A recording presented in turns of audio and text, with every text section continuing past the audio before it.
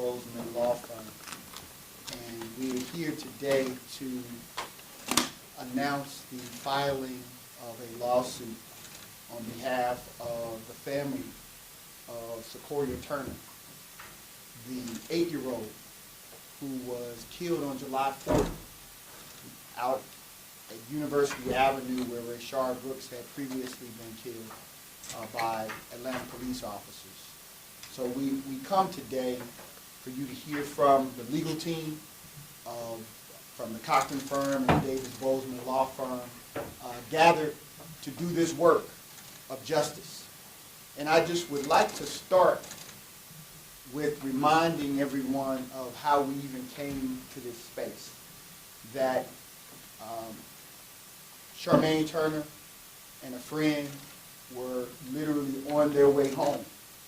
And as they were attempting to get home, they were faced with a barricade in City of Atlanta streets. A street that was public, that should have been a thoroughfare, that should have been a safe way home.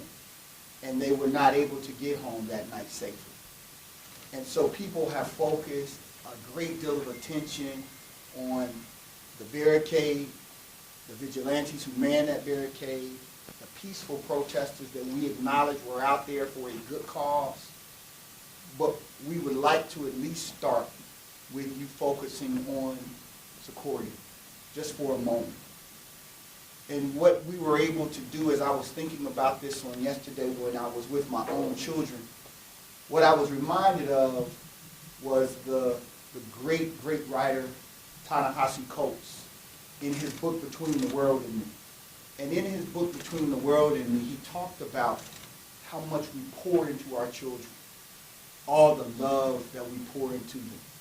And when you think about Seccoriea, and what does that love look like?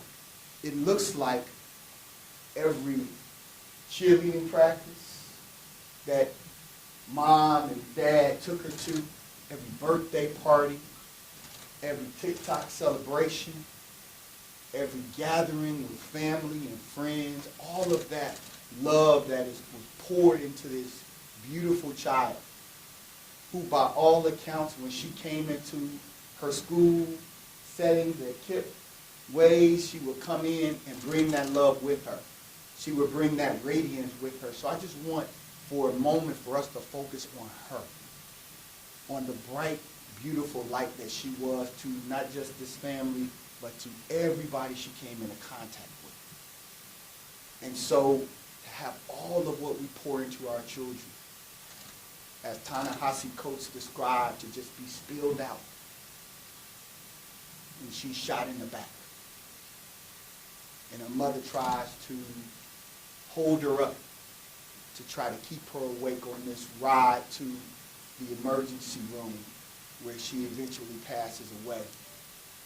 It's Seccoriea in life that we want the world to remember and to acknowledge and to know and understand why this is so critically important, that this work be done, that her name be lifted up, and that this lawsuit be filed, and if need be litigated to the fullest extent of the law, so that the world knows what we lost on July 4th.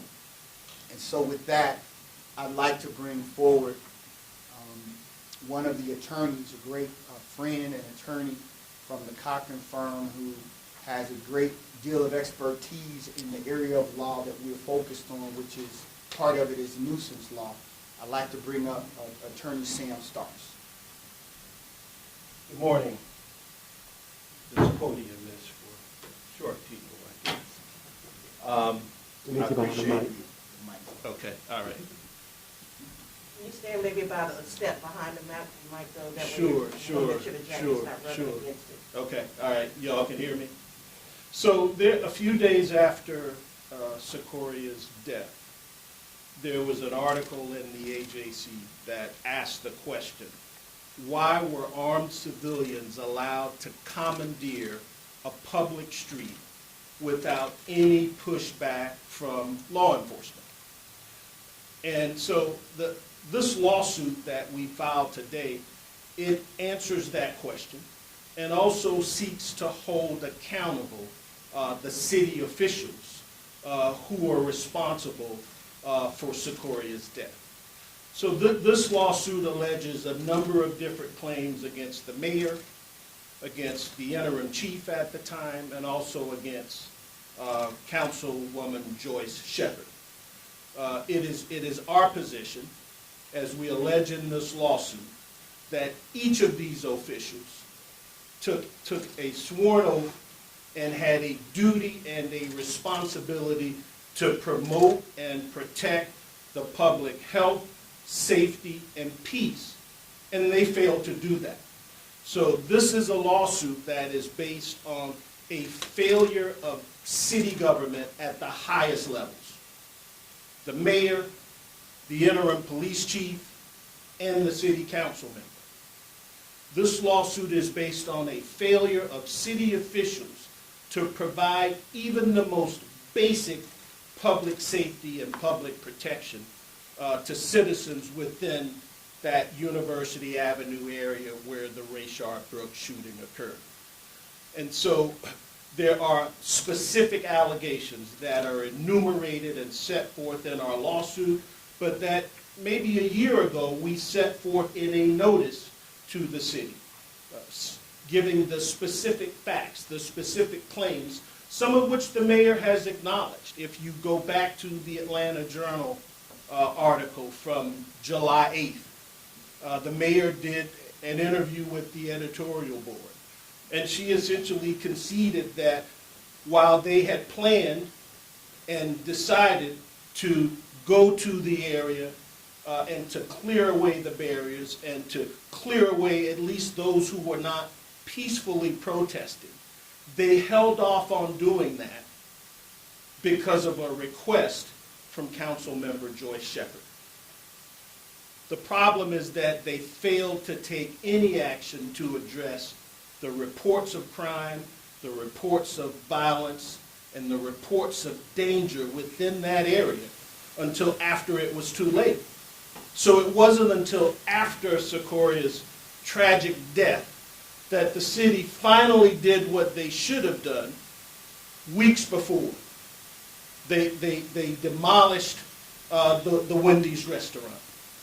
But what you will see from the specific facts that we allege in this lawsuit is that this all occurred at a time when APD officials, people within the command of APD, and we reference this in our complaint, there's a memo from an APD commander essentially saying to officers, unless you just happen to observe a crime occur, we don't want you to actively patrol.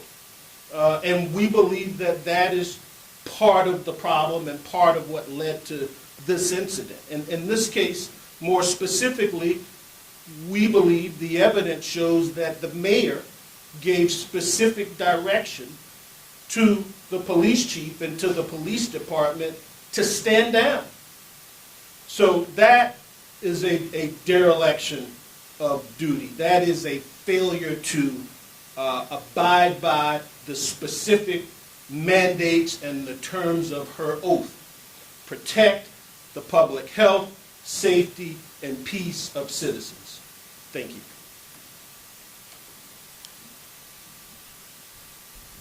Additionally, in addition to the public officials who we believe are responsible for Seccoria's death, there were also private entities who had a responsibility. We'd like Attorney Harold Spence, a partner at our firm, Davis Bozeman, a law firm, to come up and discuss these private entities who failed in their duty to protect those that would come upon the property or near the property. Attorney Spence. Thank you, Attorney Davis. You just heard Attorney Sam Starks give a passionate explanation of the city's abandonment of its responsibility. But the governmental actors were not the only parties abandoning their responsibilities. There were private actors that were involved. So this lawsuit in part is against the owner and operator of the Wendy's location at University Avenue. The law does not give you the right to own property, to operate a business at that property, and then abandon it when you know that there are armed vigilantes there harming citizens, controlling ingress and egress. You don't have the right to abandon that property. And it's in part because of their abandonment of their legal responsibilities that we're here today, asking the question that Attorney Mowley Davis raised at the beginning, looking at the life that could have been. You know, maybe had Seccoriea lived, she would have become mayor and wouldn't have abandoned her responsibilities. Maybe she would have become a city council member and wouldn't have abandoned her responsibilities as happened in this case. But we think that the private actors in this case, the owners and operators of that University Avenue property, are as equally culpable as the city of Atlanta.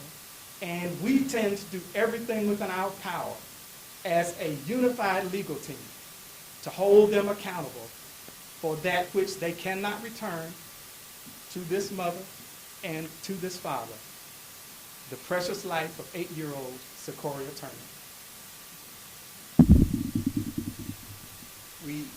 I'd like to bring forward a long time friend and a graduate also of Georgia State College of Law, but someone I believe is the preeminent civil rights lawyers in the country, who does it without a lot of fanfare, just does it because I believe that the Johnny Cochran spirit is in his DNA, and I'm grateful to be able to be co-counsel with a partner here at the Cochran firm, Sean Williams, who is a son of Atlanta, and so he does not come as an outsider casting dispersions, but he comes as someone who loves the city, our community, has shown that through his work, both his philanthropic work as well as his work as a lawyer and as a community contributor.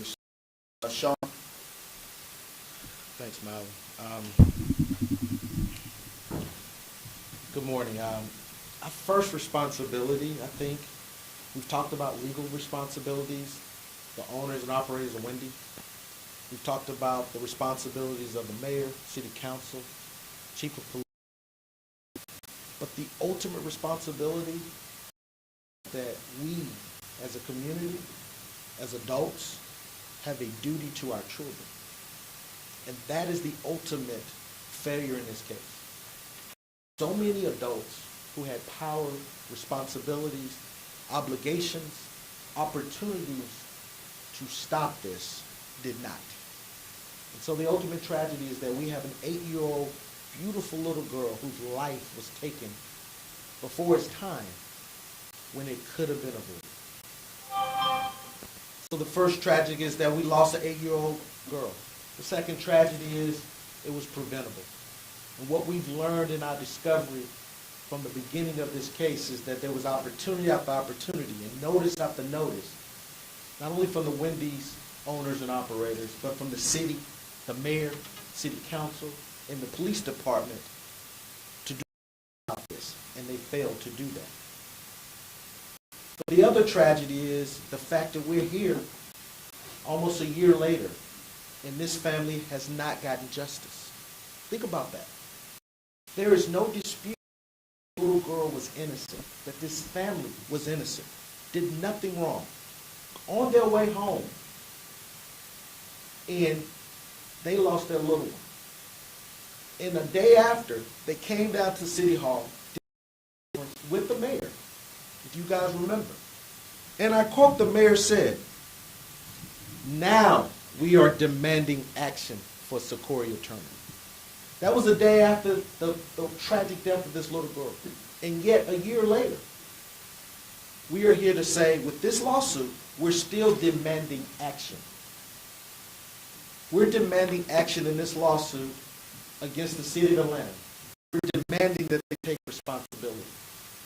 In that press conference, Mayor Bottoms said, enough is enough. We remember that. Well, we're here to say, on behalf of this family, enough is enough.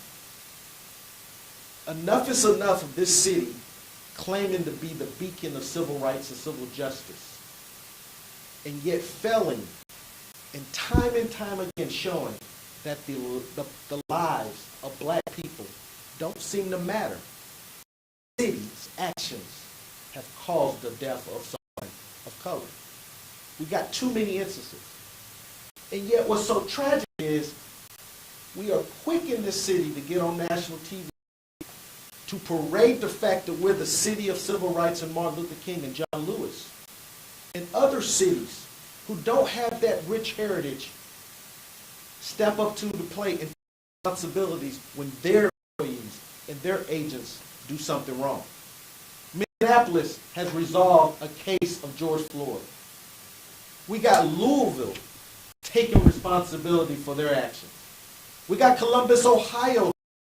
And yet, time and time again in this city, when there's officers, city officials, city agents who are here to protect us, we never see anybody from the city taking responsibility or making sure these families get justice. You cannot call yourself great, as Winston Churchill says, without responsibility. And that's what this lawsuit's about, to hold the city responsible. We also want to hold Wendy's and the operators of that business responsible. And the only way we could do this is to bring a lawsuit. After almost a year, when this little girl did nothing wrong, this family did nothing wrong. The tragedy is the fact that we had to file this lawsuit and do this press conference instead of someone from the city or from the corporation stepping up, accepting responsibility. So we're going to hold them responsible, the Davis Bowles law firm and the Cochran firm. We're going to use every resource, every bit of our legal power to hold them responsible, because this little girl deserved it, and this community deserved it. Thank you. At this time, I'd like to call up the parents of Seccoriea Turner for a brief statements. Charmaine, Turner, Seccoriea, Williamson.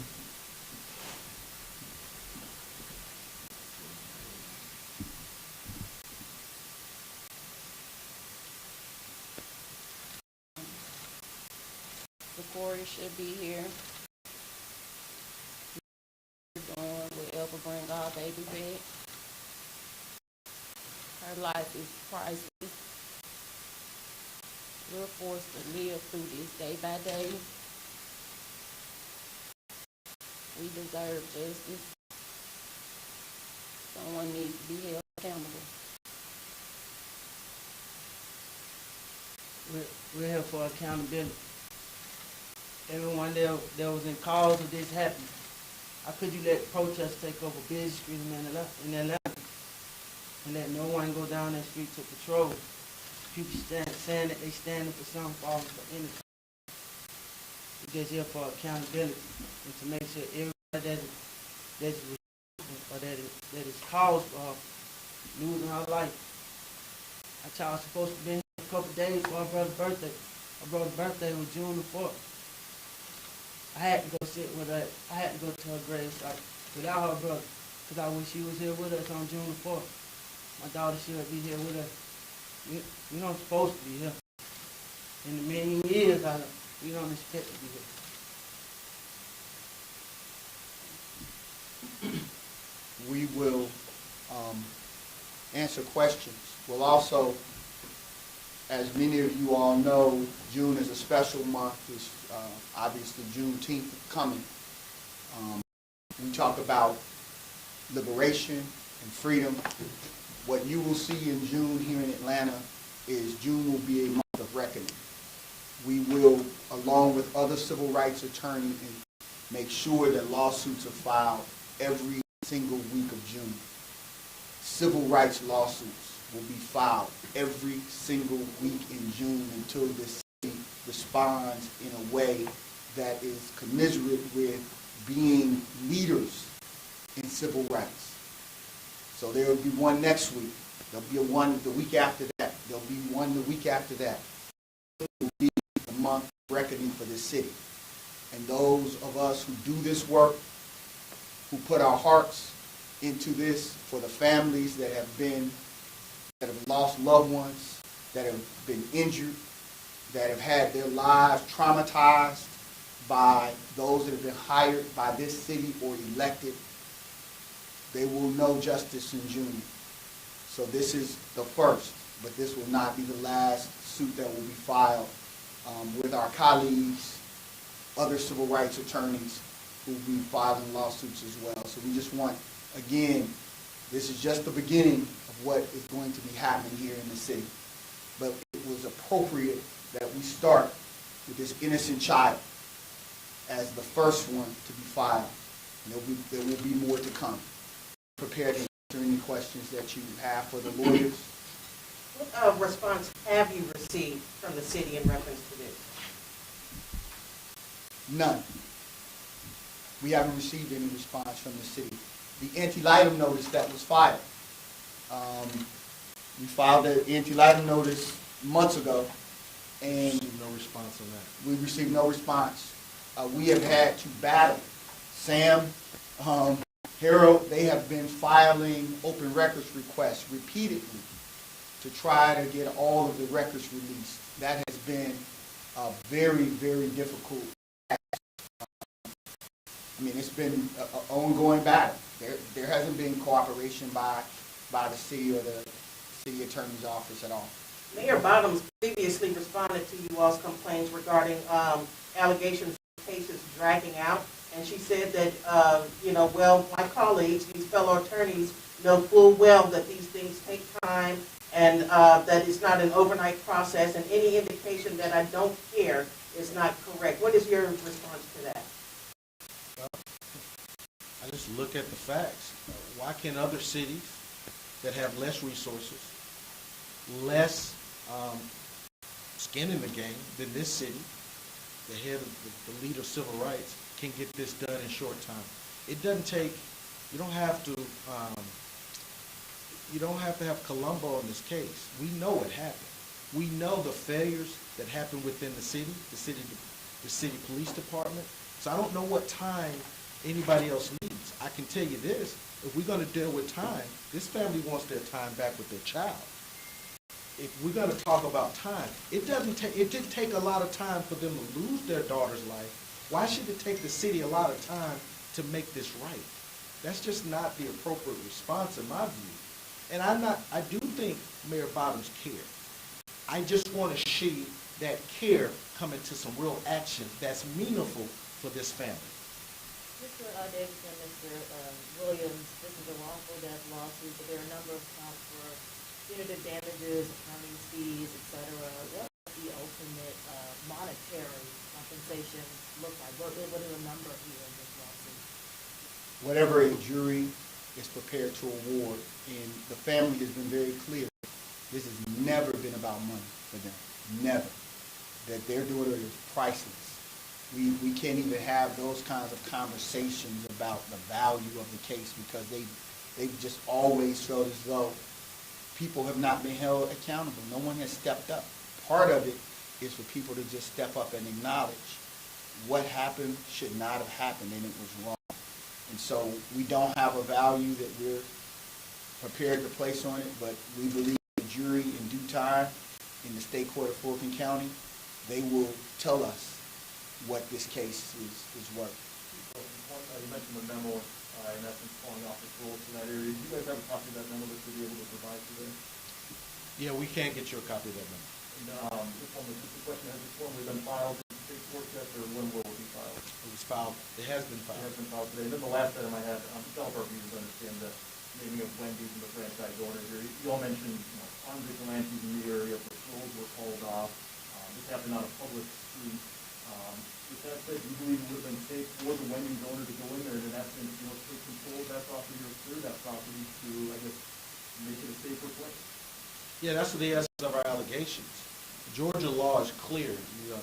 You have a legal duty when you're a property owner to provide a reasonable, safe premise and to make sure you take safety and security measures when you're on notice of danger. it was clear that there was issues, danger, notice those things, and hazards at that property. Wendy's had a duty under Georgia statutory law to do something about that. Either take care of it themselves, or make sure that they work with the city to do that. I think there's going to be a lot of finger pointing in this case. The reality of it is, one person we know was not responsible for what happened. His family and that little girl. So these two entities need to get together and figure out, but we are here to get justice because they both had a responsibility that day. I don't think I have an answer to it, but with that said, we understand the violence was capable down there. That's clear. If the calls weren't happening there from Atlanta police, and they were hands off, what would the Wendy's owner expect to do just logistically or practically to make that start, knowing that they're not law enforcement? Well, we're unclear if the Wendy's did anything at all. Did they meet with the mayor? Did they meet with law enforcement? Did they say, we need your help and we will bring in private security? They perfectly, and what we see all across Atlanta and all across communities is that people will set up businesses and then they will be hands off as it relates to the safety in those businesses.